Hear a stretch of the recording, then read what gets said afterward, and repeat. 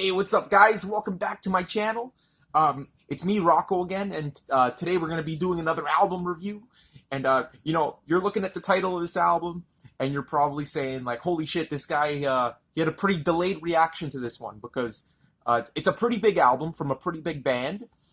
In Cauda Venenum by Opeth, which is a huge band. And this album came out around, I think, September or August. I believe September of 2019. And, you've probably all heard it by now, and you've probably all already seen many reviews on the album. But I've only just got into this album about like 3-4 weeks ago, so about a little under a month ago, pretty much. And I honestly, guys, this is the first Opeth album I've ever heard in my life, and I know that's going to sound crazy because of how big this band is. I mean, we're talking 13 years into their 13 albums into their discography, rather, and they've been such a popular band over the years. Started off in the death metal scene, really making a name for progressive death metal, considered one of the best bands in that genre. And then at around 2011, they just totally changed their sound to like retro style progressive rock, which is basically what attracted me to them. I remember back in 2011, when their album Heritage came out, I saw the album cover, and it immediately grabbed me. And back then I was into like I was just getting into like stuff like Genesis and Yes and things like that. Or a few years later, and I think I heard like the first 1 or 2 songs on the album, and I thought it was good, but for some reason I never went back to it. Again, too many amazing musical distractions. But yeah, over the years, like I've always had them on my radar, and I've always been meaning to like check out a lot of their albums, because since then they've actually been pretty prolific. They've released a few albums since that 2011 album. These days in the 2010s, or now it's the 2020s, but in the 2010s, a lot of like my favorite bands were releasing albums like every 5 years or something crazy like that. Just very sporadic, very sparse, very long amounts of time between album releases. So it's nice to have a band like, kind of late into their career still with like a pretty consistent output. I'd say 4 to 5 albums a decade is pretty respectable these days, so good job, Opeth. But it was only until recently when my friend mentioned that this album was one of his favorite albums of 2019, and I had to listen to it. And I was thinking back, I'm like, oh yeah, Opeth, I've been meaning to check these guys out. And I listened to it with him. We connected over Facebook, and we played the album simultaneously. And it blew me away. It was a phenomenal album, and honestly, it only got better and better with multiple listens, and it's just, I really, really love this album, guys. This is another really strong album from 2019, and again, if you've seen my Terraformer review that I just posted recently, I talked about like how, I've been very cynical towards modern music, but if you look in like the underground scene, and I guess you can't really call Opeth underground, but like the less popular, like the, not looking at like mainstream music, you will find a lot of hidden gems, and this is one of those gems, and I'm sure there's a lot more out there from 2019 that I still have to discover. But this one really, really grabbed me, and I instantly loved it. And it was just such a creative album, such a phenomenal display of like musicianship, and not only musicianship, but like really musicianship that services the song. I mean, this is a progressive album. I'll get into this more after, but it doesn't rely heavily on like virtuosity and basically showing off the instruments. Which Terraformer did by Thank You Scientist, but they did it flawlessly, so I got to give them a break for that.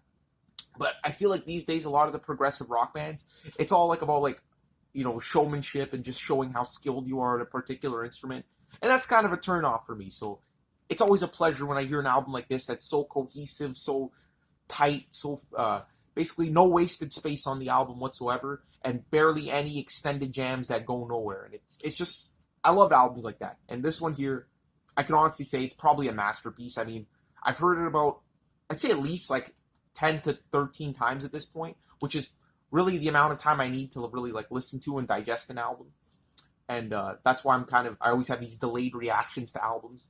So if a new album comes out, expect like at least like a couple months of delay between the album coming out and me reviewing it, just for future reference. But yeah, I don't know if that's like really going to defeat the purpose, because when these new albums come out, people want to get a quick review of them to see if they're good or bad, and then go out and get them right away. But honestly, guys, I can't operate like that.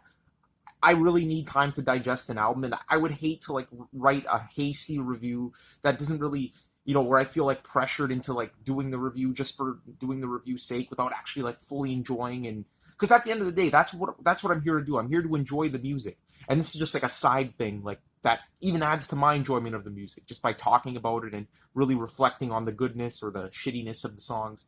So that's just the way it is. Like, I can't work any other way. So I'm sorry if you guys were expecting like up-to-date reviews of everything. But yeah, this album here, I'm going off on a tangent as always. I was going to mention, my opinion on this album is going to differ from a lot of people because, again, I'm coming into this from a fresh perspective. Again, this is the first full Opeth album I've heard, and at first I was kind of hesitant to review it because I don't really know much of the history. I haven't been along for the ride throughout their entire career, really seeing how the band's been progressing. But at the end of the day, I was thinking about it, and I'm like, you know what? I love the album, and I have a lot to say about it, and I really enjoy it, and I want to get that across to you guys. So, although I don't really have the background with this band, I think that, making this review is really going to be pretty positive for me. So yeah, that's my rationale. But yeah, I was this close to saying like, oh fuck, maybe let me check out a few more of their albums. But I don't think it's necessary, especially because like their career has such a like this crazy dichotomy to it. Again, in their early years up to like the late 2000s, they were a death metal band, a progressive death metal band.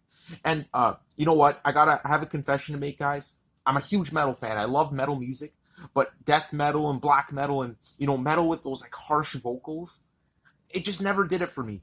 And again, I feel like I'm the guy breaking up with his girlfriend saying, it's not you, it's me. Because like really at the end of the day, like those vocals just don't gel with like my opinion. Like I don't really get any enjoyment from those harsh vocals. And again, there's nothing wrong with the vocals in and of themselves. Like I'm not saying death metal is like a bad genre of music or anything like that. Like objectively, it's a great genre of music. It's interesting, it's creative, but those vocals don't really interest me. So that's why I haven't really gone back and like, explored their discography, because I know it's death metal, and I have heard a few songs. I know they have this acclaimed album called Blackwater Park, and I've heard the first song on the album, and objectively, it's fucking fantastic. It's a phenomenal song. But again, just my personal taste, I can't get into those harsh vocals. And I'm sorry if that offends anyone, any death metal fans. I'm not trying to be offensive, but that's just basically me saying, like, I don't really have to go back and hear all their albums to appreciate this one, because it's totally different. And you have to have respect for a band like that really just doesn't care about what their fans want. A lot of people, I'm sure, were extremely pissed off when they switched their sound from death metal to progressive rock or prog or whatever the fuck you want to call it. But I've seen interviews with like the lead singer and composer of the album, Michael Ackerfeldt. They're a Swedish band, by the way. If you guys didn't know, you probably already know. But and yeah, he said like he really doesn't care about like pleasing the fans or anything like that. He just does what he believes in. And at the time, like he thought that's all they could do with death metal. And he's a huge fan of 70s progressive rock and all kinds of different musical styles. And he creatively, like, that's what he felt he had to do. So this second half of Opeth's career is definitely a passion project and something that they're passionate about. And listening to this album, it really comes through in the music. Like, you could tell they just threw caution to the wind, and at this point, they're just doing what their muse, like where their muse takes them, what they want to do creatively, and what satisfies them, rather than pleasing the fans. So I'm sure a lot of fans kind of like stop listening to them after they changed their sound, but I'm sure a lot of them continued as well, because I know a lot of death metal fans and metal fans that are heavily into progressive rock, and I'm sure they got a lot of new fans as well, myself included. So anyway, all that's to say, I'm not going to rule out getting into the old Opeth stuff in the future. I'm definitely going to go back and hear all of their progressive rock albums, but just at the moment, still death metal vocals just don't do it for me, like the growls and everything. So it's a shame. I wish I can get into it. Like, I want to love it. Just personally, I can't. But in the future, I'm not ruling out that I won't get into it. So anyway, that's kind of like my personal spiel on this album. Now let's get more into the history behind it and then the review. Okay, so just to give you guys a little bit more background information on this album, I already mentioned that this is their 13th album. They're a Swedish metal band. We all know the story of how like they suddenly transitioned from death metal to progressive rock in about 2011. But what's the story behind this album? Well, basically, after the 2016 release Sorceress, either 2016 or 2017, the band had been pretty prolific up to this point. They had already released 3 albums in the decade, and lead singer and composer and guitarist Michael Ackerfeld, he felt that that has a nice ring to it. Michael Ackerfeld felt that. Anyway, he felt that the band should take like a little bit of a break, or like not a hiatus, but like a mini break, and they were planning on just taking it easy. But the guy was a creative genius, and inspiration struck, and he decided to go into the studio. And apparently, he just went in just to see how stuff was working. Just random studio stuff. I don't know, according to this interview I saw. But he started writing, and he suddenly got the idea that he should write an album in the Swedish language. And, over the next year or so, that he toiled and crafted this album, and the whole band went into the studio, recorded it. And here we have In Cauda Venenum, released late, I believe it was September of this year, 2019. Or, sorry, last year. It's 2020 now. But anyway, so they released it in Swedish, and according to Michael Ackerfeld, he was pressured, or he had low self-esteem, so he also decided to release it in English to be a little bit more accessible, I guess, because, these days, a lot of people are closed-minded to other languages and things like that, I guess, like throughout history. But for me, personally, whatever language the album was written and recorded in, that's the language I'm going to listen to it. I'm a huge fan of Italian progressive rock music, like bands like Banco del Mutuo Soccorso and PFM, Le Orme, things like that. And a lot of these bands, they would, initially make their album in Italian, obviously, and then release it later on in English. And it never sounded the same. It never sounded as authentic.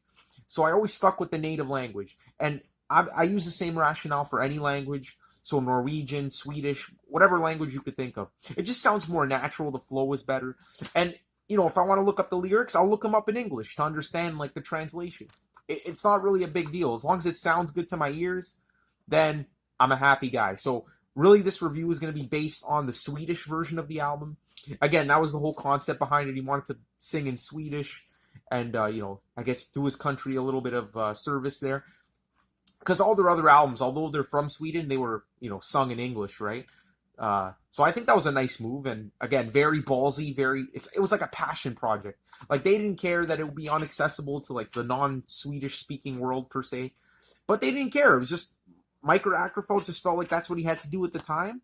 And nevertheless, the album has been getting rave reviews. I've seen it on so many, like, top albums of 2019 lists and everything.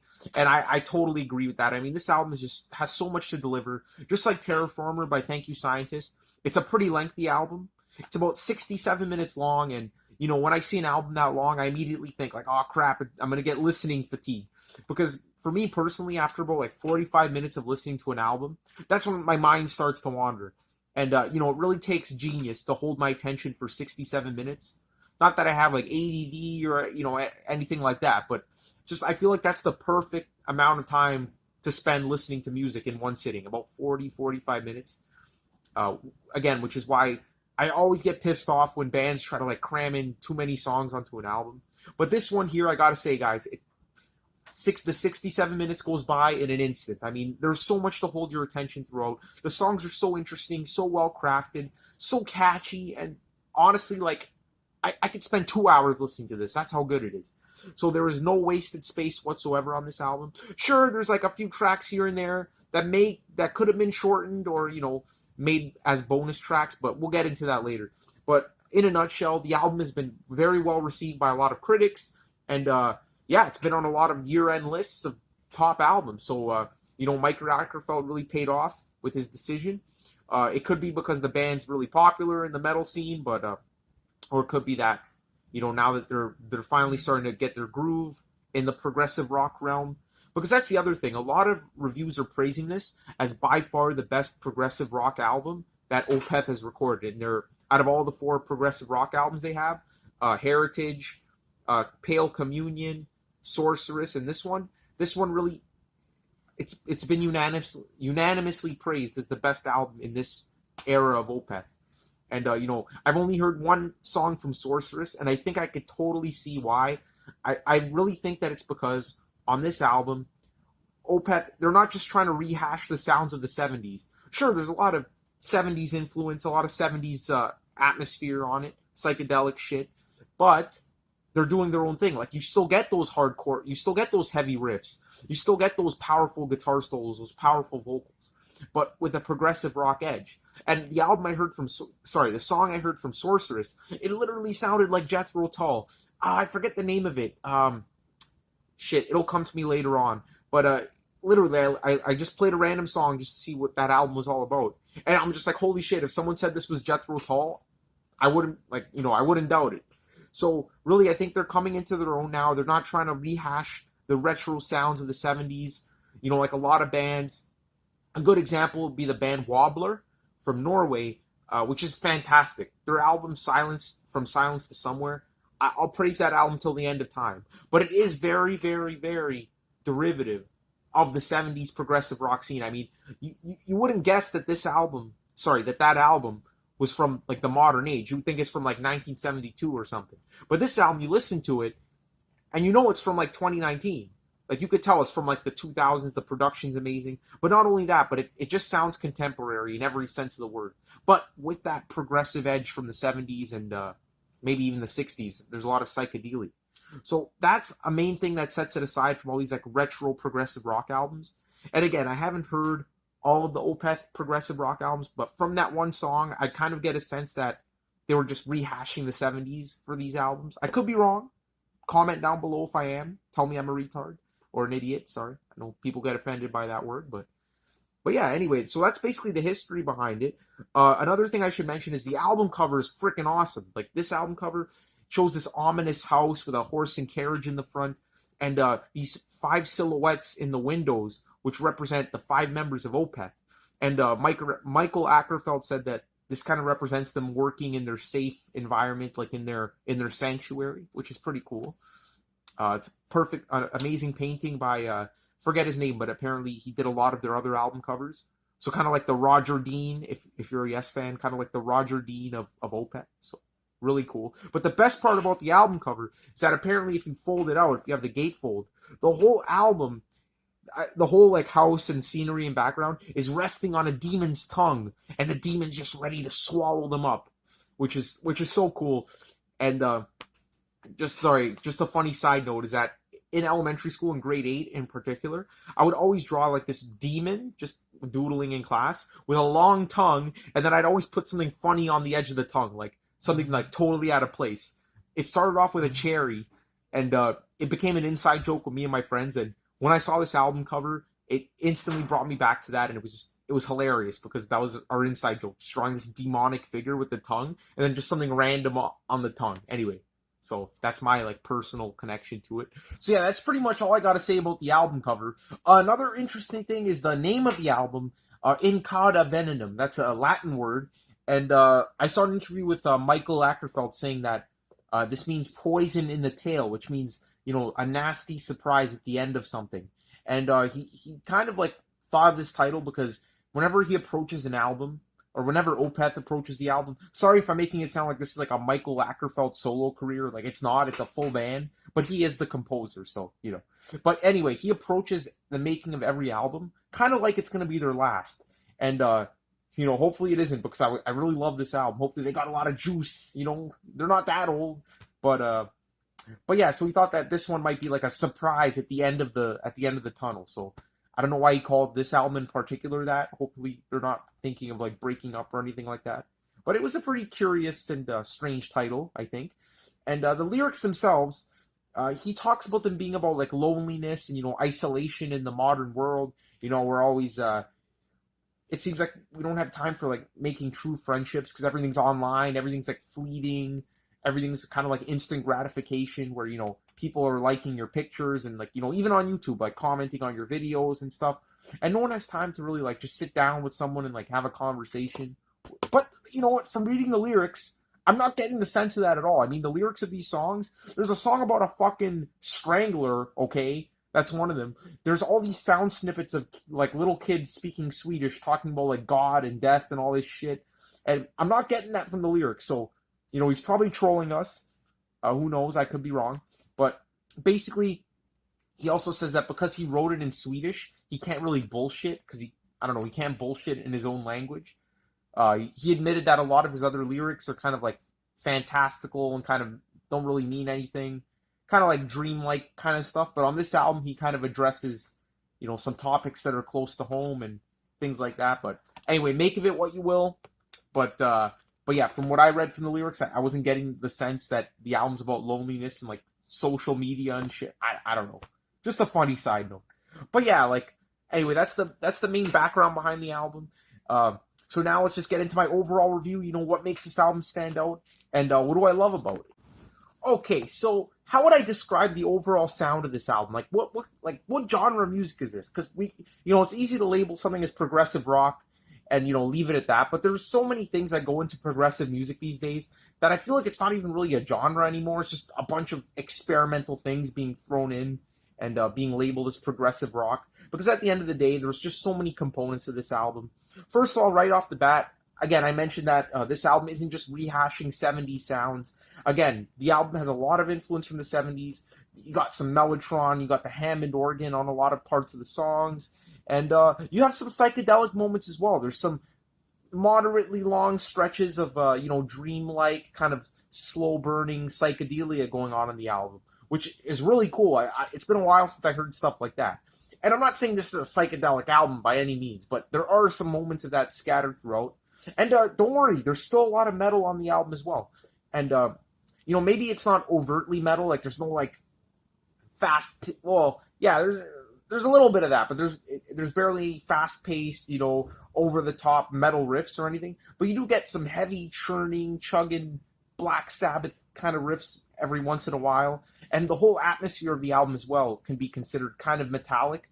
It's pretty dark, it's pretty atmospheric, pretty ominous. There's a lot of riffs and even keyboard parts on the album that sound extremely ominous. So in that sense, it's kind of a heavy album. Although, you don't get a lot of those, like, metallic moments with, like, crazy guitar solos, over-the-top vocals. Again, the vocals are another thing I gotta talk about on this album. Seeing that they used to be a death metal band, and knowing that now they're into progressive rock, I knew the vocals weren't going to be, like, extremely heavy, but I was totally blown away when I put on the album, and I got into the second track, and when Michael Ackerfeld comes in, not only are his vocals not extremely heavy, but they're beautiful, and they're so light, and so, I couldn't believe it. I was blown away. I couldn't believe that this guy used to be a death metal singer. And again, on the album, he really employs his entire vocal range. Again, he doesn't get into, like, the growls and, like, those, the death metal, the standard death metal vocals. But he does, like, he does put some force and some grit into his voice at some points on the album. Kind of more along the lines of a hard rock kind of singer, I would say. I wouldn't really say he sounds very metallic at any point on the album. Like, in the sense of, like, Judas Priest, Iron Maiden, Sabbath, like, those kind of metal bands. Or even like things like Metallica with the gruffer, more aggressive vocals. None of that, but you do get some high octane hard rock kind of hard hitting vocals at some points on the album. And yeah, again, that's what I like about the album. It just has so many different styles and feels. The acoustic parts on the album, I have to mention, a lot of the songs on this album have, like, acoustic sections. So they often go from being extremely bombastic and epic sounding to these gentle acoustic moments, which are amazing. Like, there's so many moments on the album where the song just winds down and it feels like you're just floating on cloud nine. Like, the acoustic work on this album is phenomenal, so emotional. And again, Michael Ackerfeld, when he's singing in his softer range, he's so emotive with his voice. So the vocals are just incredible, like, fantastic on this album. I'll get into it later. There's a few instances where I feel like the vocals, he could have done a little more. So they're not perfect, but overall, I was very, very impressed with the vocals. The instrumentation on the album is just awesome. Again, they're not just showing off and jerking off their instruments. They're actually playing with a purpose.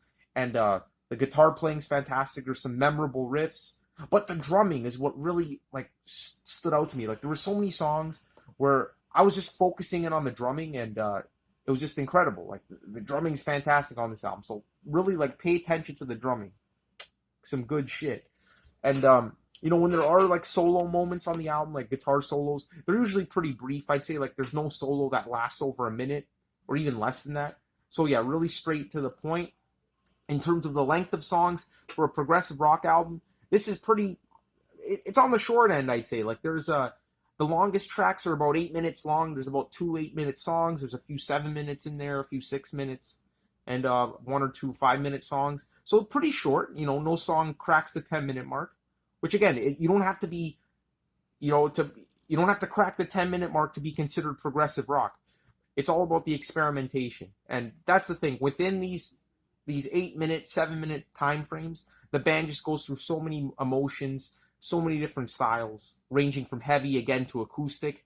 And there's a few songs that are a little bit less. What's the word I'm looking for? A little bit less. Have only like one main style to them. Like they don't have like a multitude of styles crammed into one. For example, there's a song that's like mostly jazz influenced, and then there's a song later on that's mostly metal influenced, or with some progressive rock tinge to it. But most of the other songs really go through all these different phases and emotions and darkness and light, with the exception of those 2 songs that I'll mention later on. But yeah, I think those 2 songs are really there to kind of like add diversity and a little bit of spice to the album, because a lot of those songs do kind of not that they sound the same, but they do have similar patterns of heaviness going to acoustic, kind of folky / psychedelic moments. And these songs here are just straight up, fit right into the genre, one with jazz and one with metal. So those are some really cool additions to the album. And let's see, am I missing anything about the album? A lot of the choruses, I guess I should have talked about this when I spoke about the vocals, but a lot of the choruses are very anthemic, very powerful, very catchy. And that's another thing. Like the songwriting is very tight and memorable. And, you really find yourself, like, thinking about these songs, like, well after hearing the album. And a thing I noticed on a lot of the songs is that they really use, like, a lot of, like, Middle Eastern sounding sections.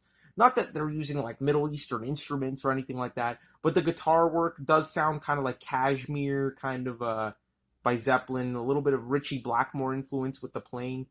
And I don't know what it is about it that makes it sound Middle Eastern, but whenever I hear those long, drawn-out notes and things like that, it always makes me conjure up images of the East. And I don't know if it does the same for you guys, but to me that sounds pretty Middle Eastern, which is really cool. And again, I feel like I'm just like, just spewing out everything that's coming to my mind right now about the album. But there's just so many components to it.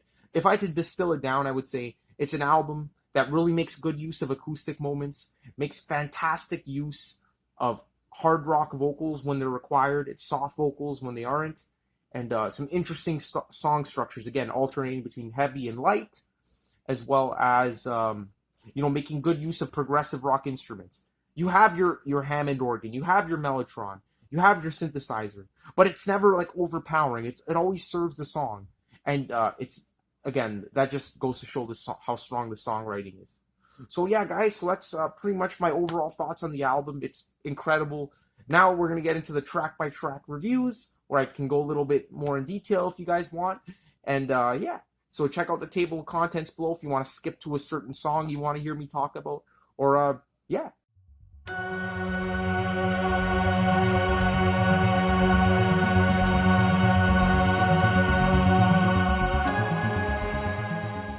Okay, guys, so the first track on the album, it's called The Garden of Earthly Delights. And you know what? I'm going to be using the English titles to pronounce the titles of these songs because I don't want to offend any Swedes out there, but I am basing the review off the Swedish version of the album. But I'm just going to be reading off the song titles in English just for my sake. But yeah, the first track here, The Garden of Earthly Delights, it's basically a 3-minute kind of intro to the album. Again, a lot of bands are doing this these days, just starting off their album with like a 2 to 3 minute kind of like soundscape introduction.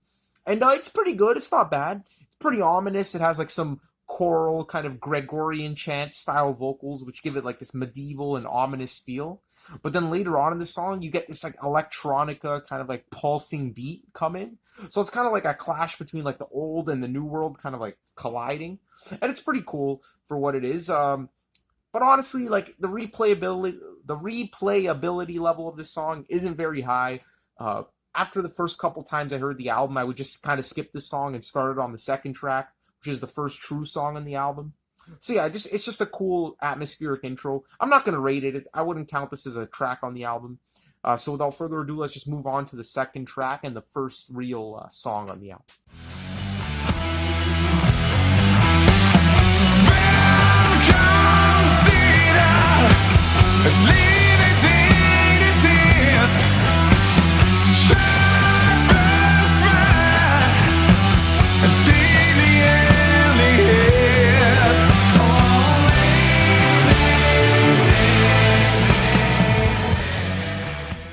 Alright guys, so really kicking off the album, we got the track Dignity. And guys, let me tell you, I fucking love this song. This song's a fucking masterpiece, okay guys? Sorry to swear every 2 seconds, but I honestly, when I heard the intro of this song, it just immediately grabbed me. This has one of the most interesting and, creative intros I've ever heard in my life. I mean, it goes through so many motions, and the more and more you listen to this song, the more you realize like how genius it really is, and it really summarizes the entire album.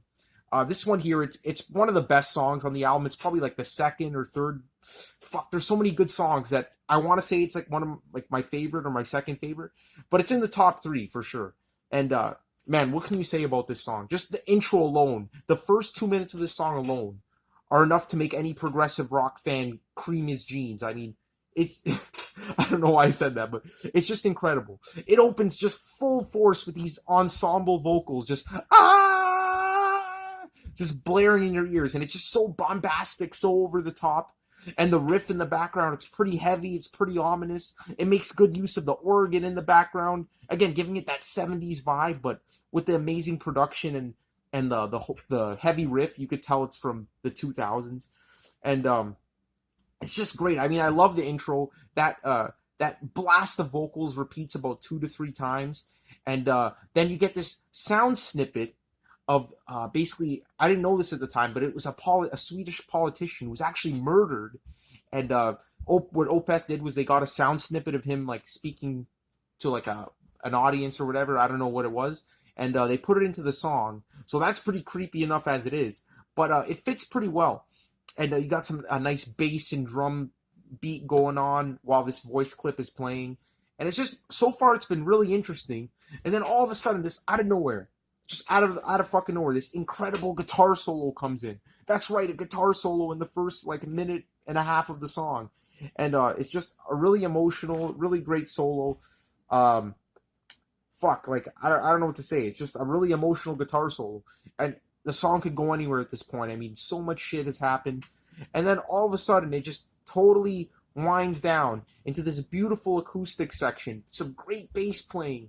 And this is what I was talking about. When Michael Ackerfeld comes in, his voice is just so light and so delicate. You can't believe this guy was a death metal singer. And it's just beautiful. It's just incredibly beautiful. But then all of a sudden, before you know it, the song changes again. And this is what I was talking about with the metal components are still there. Because this Black Sabbath, Tony Iommi style riff just comes in out of nowhere. And all of a sudden, Michael Ackerfeld comes in, and his vocals have a lot of punch to them. Again, not really your typical heavy metal vocals. I'd say more on the hard rock side. But there's a lot of passion into it. And there's even some like Mellotron going on in the background. I think that's later in the song. I might be getting confused. But there's definitely a little bit of Mellotron in there. And again, harkening back to the 70s. And it's a really catchy riff. It's a really catchy verse. But the chorus that comes at the end is just, it's so uplifting, and it's awesome, guys. Like, it's so emotive. I can't sing it because I can't speak Swedish, but the one that goes,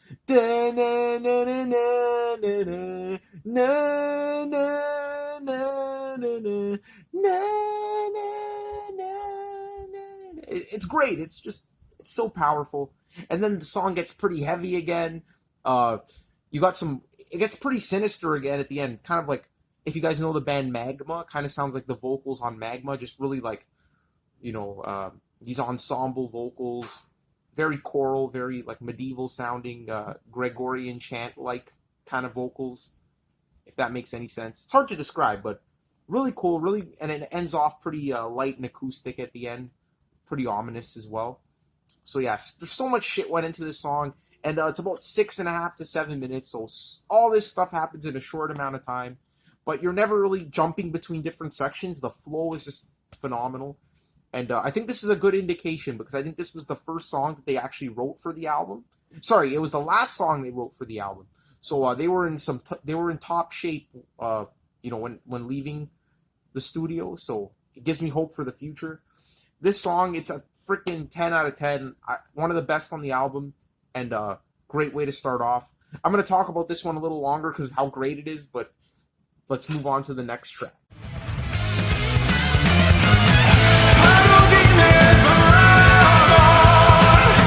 Ohne Schöpfen ziehen, Funke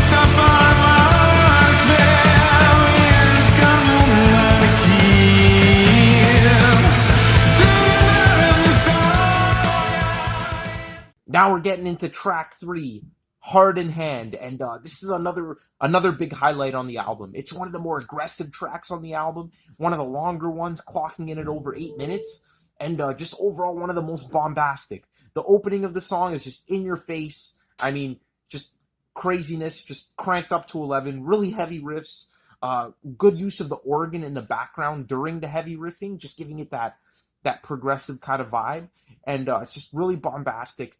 And, you know, you could really see that this was Opeth trying to, like, bring the metal back into their sound. You heard it a bit on the first track, but this one's just pretty heavy overall. And it must have pleased a lot of the metal fans that were kind of distanced from, like, their last couple albums.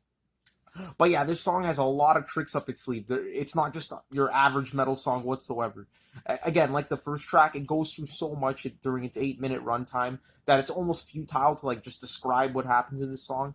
But basically, the main things I gotta say about this track are that I love the heavy intro, obviously, but the vocals and especially the chorus are just fantastic. The chorus is just so anthemic and so powerful, and it kind of gives you a release from, like, the bombast of the intro of the song.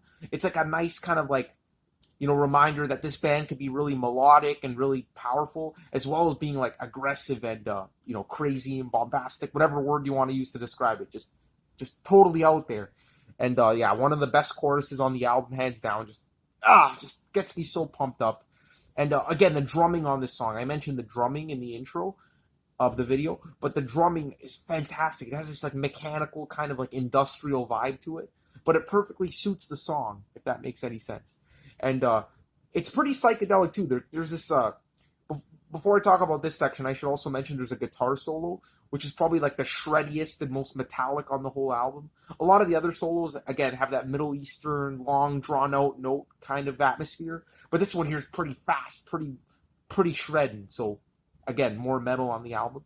But in terms of the psychedelia, there's this weird synthesizer part that comes in later on the song that's incredibly psychedelic, and just takes you right back to, like, you know, the mid 70s, like early 70s, whatever. And it's just a cool section.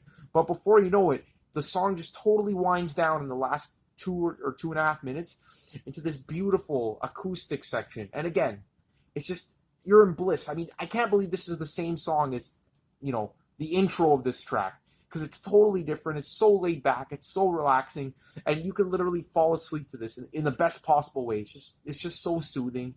And how they make that work after that psychedelic breakdown in the middle with the synth, which is really weird, is just genius in my opinion. It's just totally genius. So yeah, this track here, it's one of the best as well. Just trying to see if I missed anything on my notes that I really want to talk about. No, that's pretty much it. And yeah, so this song here, I give it a 9.5 out of 10. It's almost perfect. I think the first track's just a little bit more special to me, but this one's right up there.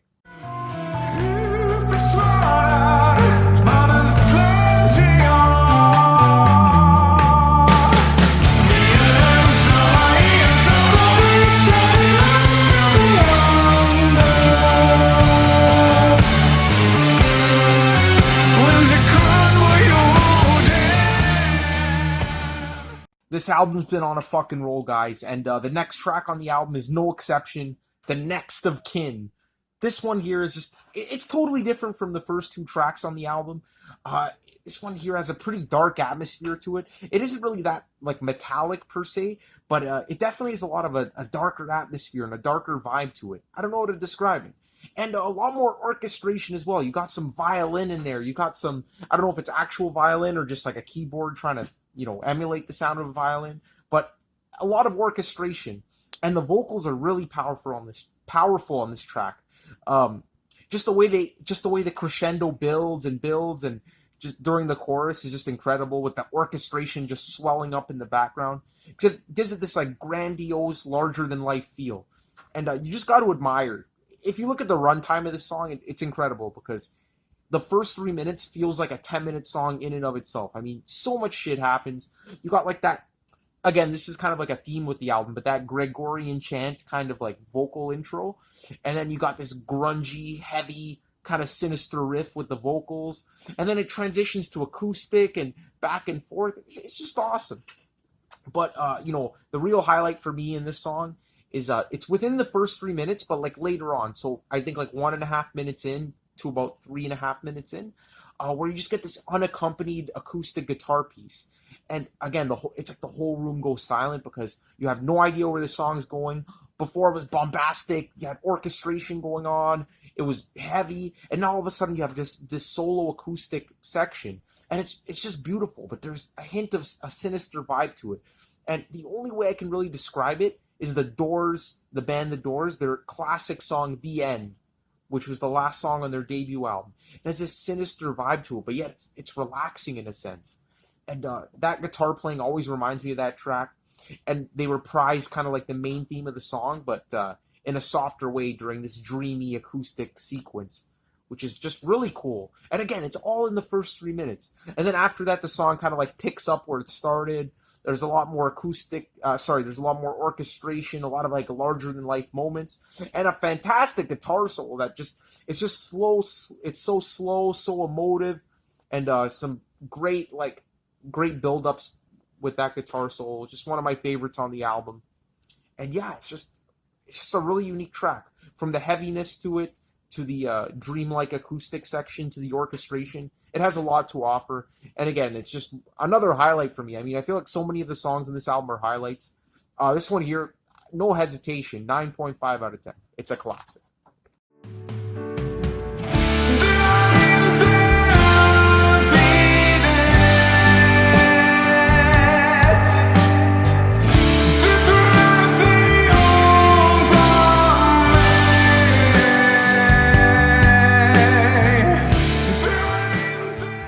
The next track, guys, it's called Lovelorn Crime, and I don't want to dwell too much on this song, but it is fantastic. I mean, this is the ballad of the album. It's about 6.5 minutes long, so a pretty lengthy one at that.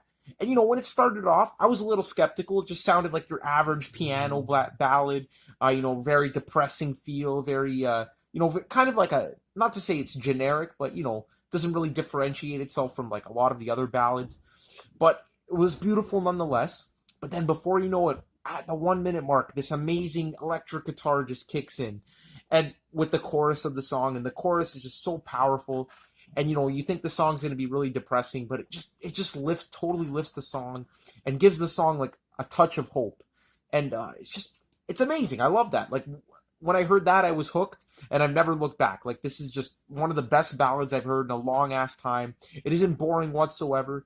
And if you're a metal fan and you don't like this album because it has ballads like this, honestly, like you're missing out, man, because it's just beautiful. It's so emotional.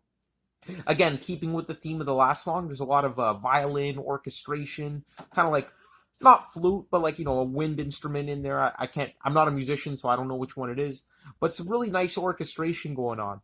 And it flows really well, and the chorus just crashes in at the best moments, just remind you why it's just such a memorable song. But for me, like the highlight of the track, hands down, is that guitar solo that just ends it off. And I mean, this solo here, it's probably the most like John Petrucci-like solo. Think if you're a fan of Dream Theater, think of The Spirit Carries On from their Metropolis album. Just shit like that. Oh man, that song from Black Clouds and Silver Linings, I'm forgetting it right now. The one about Mike Portnoy's father passing away. Best of Times, that's it. It sounds like it's a really emotive, a really powerful solo that just builds and builds. And it's just incredible. And like they're not afraid to like let it go on for a while and just let the song just ride out on a high note. And beautiful, beautiful song. And again, 9.5 out of 10. I love it. I haven't gotten sick of it yet for a ballad, which is pretty rare. And it's just really powerful shit.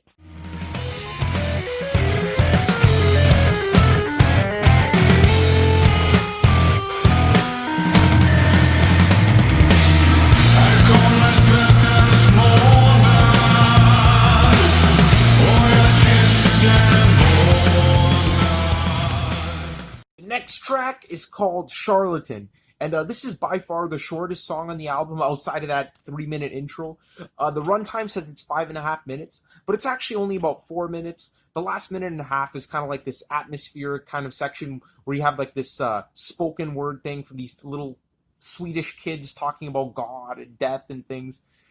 For me, it's kind of unnecessary. I don't know, that's just my opinion. But the 4 minutes that makes up this song is just by far the most bombastic and batshit craziest on the album.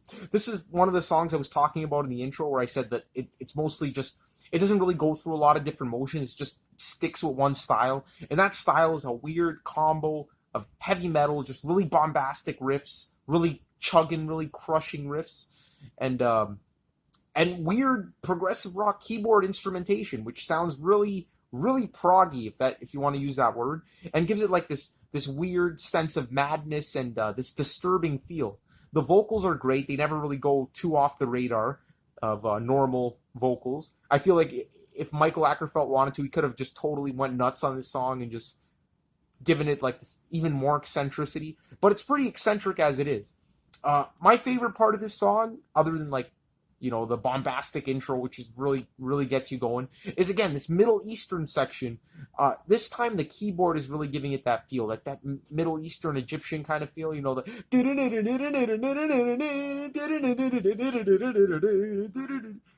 again, I don't know what makes it sound Middle Eastern, but that's just what comes to mind.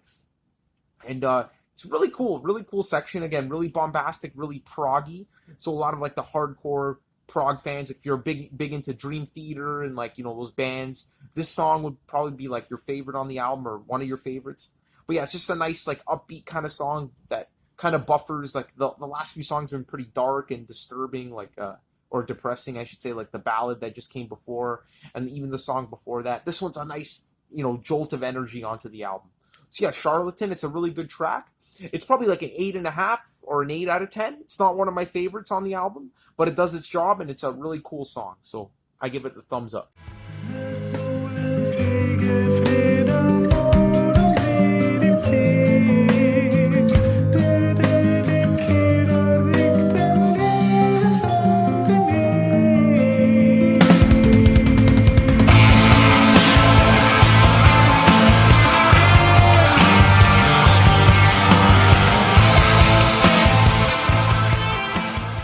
Okay, guys, so this next track here, this is another one that I consider to be like in the top 3 highlights of the album. It's called, oh my god, I'm forgetting what it's called. It's called Universal Truth. And the first track on the album, or the first real track, Dignity, this one, and a song that still has to show up on the album, I consider like the top 3 most interesting and best songs on the album. And this one here is just, fuck, it's one of the most beautiful on the whole album. It starts off with this beautiful acoustic intro, but this one here has more of a rock kind of vibe to it. Like, it isn't like a psychedelic acoustic intro. It's more of like this, it's a really warm feeling, and you feel amazing when you listen to it. It's just a very happy and, you know, like lazing on a hot sunny day kind of vibe to it. But, and the vocals kind of suit that as well. But then before you know it, this amazing chorus just crashes in, and Michael Ackerfeld is actually singing like almost like falsetto at some points here, or not falsetto, but you know, like at a much higher register, and the whole thing just sounds incredibly epic. Again, there's orchestration in the background, and it just sounds larger than life. But before you know it, it just transitions back to acoustic sections, and it gets heavy again, and then it just goes back and forth so much in like the first couple, like the first minute or two of the song. But when it really gets epic is when this Middle Eastern like guitar comes in, and it just, man, it just builds and builds and builds, and it's just extremely epic. It's basically like the climax of the song, but it comes like about 1/3 of the way into the song, which is pretty unique in and of itself.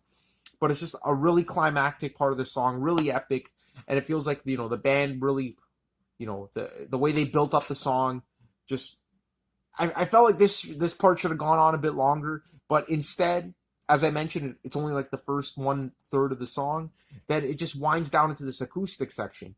And at first I was disappointed. I'm like, oh man, like it was getting so good. But this acoustic section is the most beautiful part of the whole album for me. Like it's just incredible. And just the way it builds up. Again, you got the orchestration just swelling and swelling. It just starts off with Michael Ackerfeld, his voice and his acoustic guitar, but then it swells, and all of a sudden the original theme of the song kicks back in with all its transitions and all its orchestration and everything, and it's just a lot happens in this song. And again, it's just that epic climax followed by that acoustic section is just kind of unmatched throughout the entire album. And I love how, like, I mentioned throughout this whole review, like, a lot of different acoustic sections, and each one has its distinct feel. Like, you never really feel like you're just listening to, like, an acoustic, folky kind of tune, like, by the numbers. Each one has, like, a unique feel to it. And this one here is by far my favorite, even better than on the second track, Heart in Hand. That's a great acoustic section, too, but this one here, it takes the cake for me. It's phenomenal. So this one here, I can't give it anything but a 10 out of 10. It's perfection in every sense of the word, and some of the best vocals on the whole album, I think, in my opinion. Some of the, like, really showing his diverse range, and yeah, arguably one of the best, if not the best song on the album. So that's just my opinion. I keep coming back to it over and over again, and I'm always craving this song. It always has so much more to offer, so much more I haven't really, like, picked up on yet, which is probably why it's one of my favorites. So yeah, that's that one, and moving on.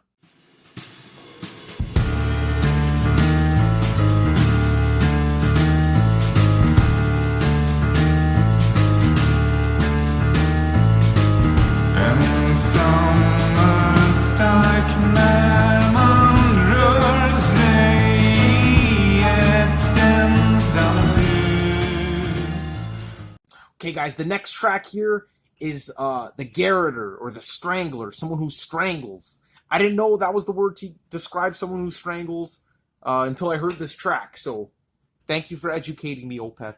And this one here definitely grabs you by the balls. I mean, it's definitely the most interesting song on the album, and really one of the most unique on the album, too. Like, definitely the most unique, because this one here is primarily jazz-inspired. And you wouldn't think of it from the intro. The first minute of the song kind of has this, like, Spanish acoustic intro, and but then before you know it, big band drumming comes in, and this ominous dark piano jazzy riff comes in, and it's so unique. There's nothing like it out there. I mean, it maintains its jazz integrity, but yet it sounds so ominous and, in that sense, so metal, and it's just cool. And it kind of just repeats throughout the whole song, which is about 6.5 minutes long. And it's a really dark track. I mean, the vocals are really, they kind of follow that ominous riff with the do-doom, do-doom, do-doom, do-doom, do-doom, do-doom. Like, you feel like you are the strangler, like, stalking, like, your next potential victim. And yeah, it's just a really cool song. Who would have thought to combine, like, jazz, like kind of like lounge jazz with, like, disturbing lyrics like this, and, you know, an ominous piano riff like that. I mean, it's so creative, and it just puts a smile on my face to hear something like this in 2019, just to know that there's still creative music like this coming out these days. My only gripe with the song is that, with repeated listens, it does kind of feel repetitive. Maybe they could have shortened it to about 4.5 to 5 minutes, but at 6.5 minutes, that repeating riff, although it's awesome and ominous, it kind of gets a little repetitive. But on a first listen, it's a joy to listen to, and it's such a nice break on the album. Some big highlights. There's like this there's like this jazz kind of solo. Sounds like something totally out of like later day Steely Dan albums, which is really cool. Shows Michael Ackerfeld's like wide range in guitar playing. And also at the end, I don't know what instrument it is, but it kind of sounds like a mix between like a voice box and like a flute or something, or a cello. And it just gives it this really cool kind of, sleazy kind of atmosphere at the end of the track. And that's one of the big highlights for me. Yeah, again, there's it's kind of like voice box. I don't know if I mentioned that already, but yeah. Just trying to see if I missed anything here. No, I think I got everything in there. But yeah, really cool shit. One of the most unique tracks on the album, and I'd give this one a strong like 8.5 to a 9 out of 10 in that range, just because of the sheer creativity. But again, with repeated listens, I kind of just feel like going to like the next track on the album. So yeah, moving on.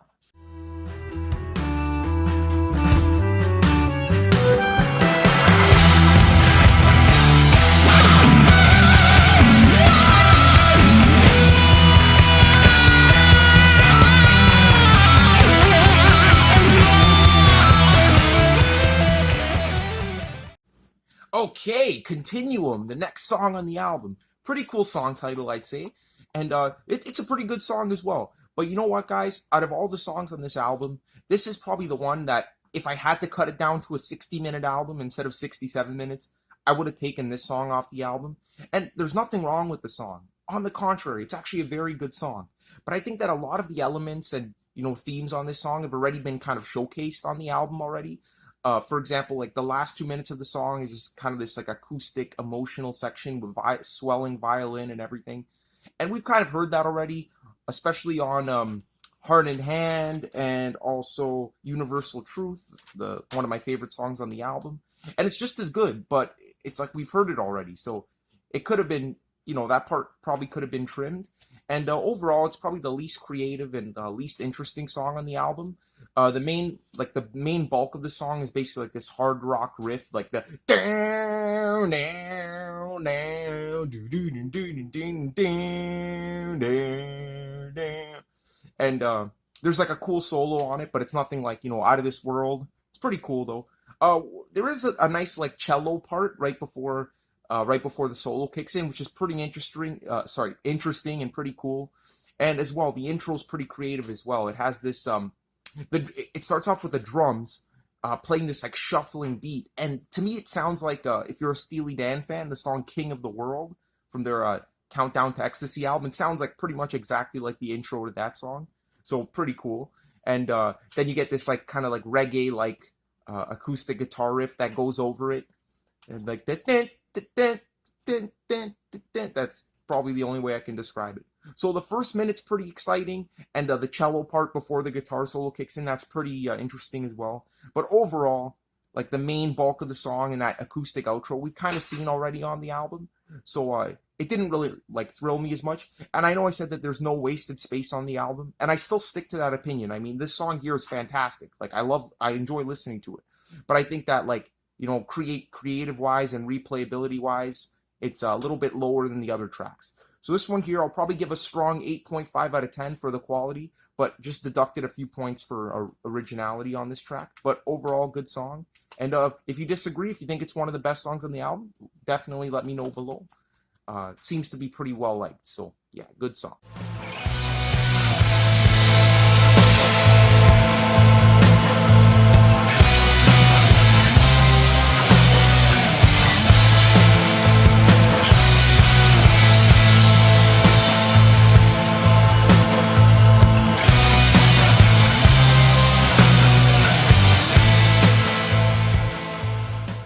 The moment we've all been waiting for, the longest and last track on the album, All Things Will Pass. I was about to say All Things Must Pass, the George Harrison song. But no, this one's called All Things Will Pass. And this song is just freaking epic, guys. It's I think it's about 8.5 minutes. It could be the second longest track. Anyway, it's not important. It's about 8.5 minutes. And this song just exudes epicness in every single sense of the word. It's menacing, it's heavy without being like overtly, heavy metal. And it has just one of the best outros I've ever heard in my life, or one of the best outros. And it's so grandiose and amazing. And I feel like this is definitely in the top 3 songs on the album, if not the best song on the album. Again, the first track on the album, Dignity, this one here, and Universal Truth. Those 3 I consider the standout tracks, even though they're all amazing. But this one here is just fantastic. I mean, what can you say about it? It takes influence from a lot of different bands. So starting off the song, we get this really creepy and ominous and sinister guitar intro that just exudes creepiness. And at first I was thinking like, does this sound like Black Sabbath? But then it finally hit me. It sounds like King Crimson. The guitar playing style that Mike Wackerfeld is employing here sounds a lot like King Crimson. Like a lot of their like later years, like Construction of Light, Thrack, like those kind of intros. I can't really think of a specific song at the moment. Maybe I'll put it in the description below, but it's that style. It's really creepy and atmospheric. But then before you know it, the piano comes in and it just builds and builds and builds into one of the most epic riffs ever. I mean, this riff is pure Black Sabbath influence in terms of the doominess of it, but with the choral vocals in the background and that ensemble kind of singing, it just gives it that epic vibe where it feels like you're just about to march into the apocalypse. And yeah, when I first heard that, I was so happy. It was just so satisfying to hear like a fucking slow, menacing riff like that with the epic choral vocals in the background. And honestly, like when the vocals kicked in, at first I was slightly disappointed, because you know, you would think that he would give it like a little bit more power, a little bit more grit, but the meat and potatoes of like the verses and chorus of the song are pretty straightforward, just hard rock. So that's probably the low point of the song. If I had to pick something, is that the vocals he probably could have given it a little more like power and a little bit more intensity, considering like how menacing the song was so far. But it's beautiful, and I'm not gonna complain about that. Um, but then, guys, this fucking amazing, again, the Middle Eastern section.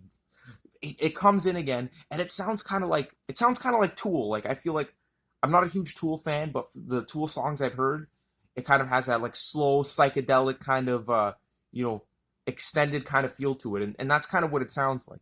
But I would say that they improve on Tool. They give it a little bit more intensity and a little bit more power. So that's a cool Middle Eastern section.